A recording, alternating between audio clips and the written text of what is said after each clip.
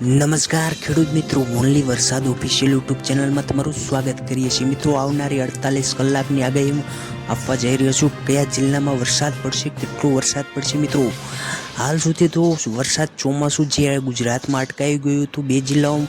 બે રાજ્યોમાં સૌથી ઓછો વરસાદ છે, તેમાં ગુજરાત બીજા સ્થાન ધરાવે છે. એટલે કે ગુજરાતમાં ભારે વરસાદની અછત જોવા મળી રહી છે. પરંતુ એક રાહતના સમાચાર આપવા જઈ રહ્યો છું. મિત્રો, સામાન્ય રીતે ગુજરાતમાં 15 જૂનના રોજ વરસાદની એન્ટ્રી થતી હોય છે અને ગુજરાતને ધમરોળતું હોય છે.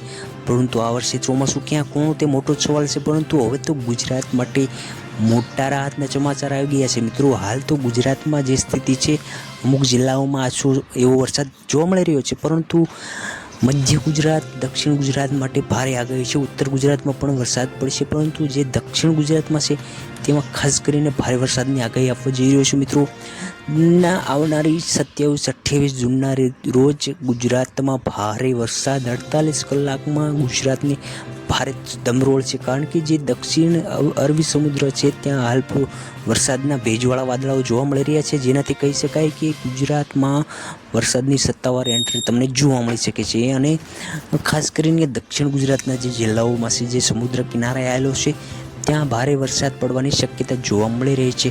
અને જે દક્ષિણ ગુજરાતમાં છે તેમાં તો ભારે આગાહી જોવા મળે છે, જેમાં દક્ષિણ ગુજરાતના જે જિલ્લા, સૌરાષ્ટ્રના જિલ્લાઓ છે, જેમાં ખાસ કરીને વરસાદ વધુ જોવા મળી શકે છે. કારણ કે આવનારી 48 કલાકમાં ગુજરાતને ભારે વરસાદની આગાહી આપવામાં આવી છે. જો ખેડૂત મિત્રો, તમે મારી આ યુટ્યુબ ચેનલમાં નવા હોય તો અમારી યુટ્યુબ ચેનલને લાઇક અને સબસ્ક્રાઈબ કરવાનું ભૂલતા નહીં. કારણ કે વિશ્વાસપાત્ર ચેનલ છે. મિત્રો, દર વર્ષે અમે વરસાદની લાઈવ અને સાચી આગાહી આપ સુધી પહોંચાડીએ છીએ. એટલે દરેક ખેડૂત મિત્રોને અમારી સાથે જોડાવા માટે નમ્ર વિનંતી છે. તેના માટે ફક્ત અમારી યુટ્યુબ ચેનલને સબસ્ક્રાઈબ કરવાની છે. જ્યાં સબસ્ક્રાઈબનું બટન આવ્યું છે તેને દબાવો, પછી બેલ આઇકન દબાવો, એટલે અમારી સાથે તમે જોડાઈ જશો. અને આખા વર્ષની સાચી અને સચોટ માહિતી તમને વરસાદની એ પણ લાઈવ મેપ દ્વારા તમને આપવામાં આવે છે. ખેડૂત મિત્રો, તો અમારી સાથે જોડાવા નમ્ર મિત્રો, હવે અરબી સમુદ્રમાં જે ચોમાસું સક્રિય થયું છે, જેના લીધે ભેજવાળા પવન ગુજરાત તરફ વળી રહ્યા છે. એટલે કે આવનારી 48 કલાકમાં, એટલે 27-28 તારીખે એ ચોમાસું ફાઇનલ ગુજરાત તરફ પ્રયાણ કરશે અને ખેડૂતો માટે વાવણી લાયક વરસાદ થઈ શકે.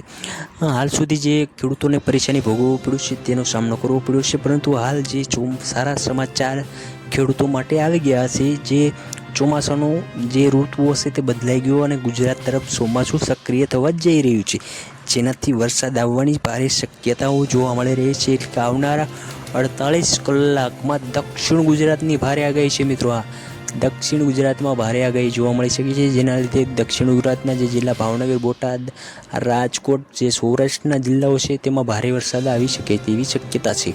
અને આ 48 કલાકમાં વરસાદ ગુજરાતને ધમરોળવાનું છે, તેની ધ્યાન રાખવા નમ્ર વિનંતી. હાલ પૂરતું ચોમાસું જે અટકાઈ ગયું છે, જેના લીધે ભેજવાળા પવનો આવી ગયા છે. અને ખાસ કરીને મિત્રો, જે સૌરાષ્ટ્રના વિસ્તારોમાં છે તેમાં વધુ પ્રમાણમાં અને સારો વરસાદ, એટલે કે ખેતી લાયક સારો વરસાદ જોવા મળી શકે છે. વરસાદમાં ભરપૂર પાણી ખેડૂતોને પ્રદાન થશે, જેનાથી આ વર્ષ સારું થવાની. પરંતુ 84% જે ઘટાડો જોવા મળી રહ્યો છે, તેનાથી ભારે મુશ્કેલીઓમાં મુકાઈ ગયા છે. કારણ કે 84% સુધીનો વરસાદમાં ઘટાડો છે ગુજરાતમાં. અને ચોમાસું 15 જૂન, એટલે કે જે આ 15 તારીખ ગઈ ત્યારે ચોમાસું ગુજરાતમાં ચાલુ થઈ જતું હોય છે.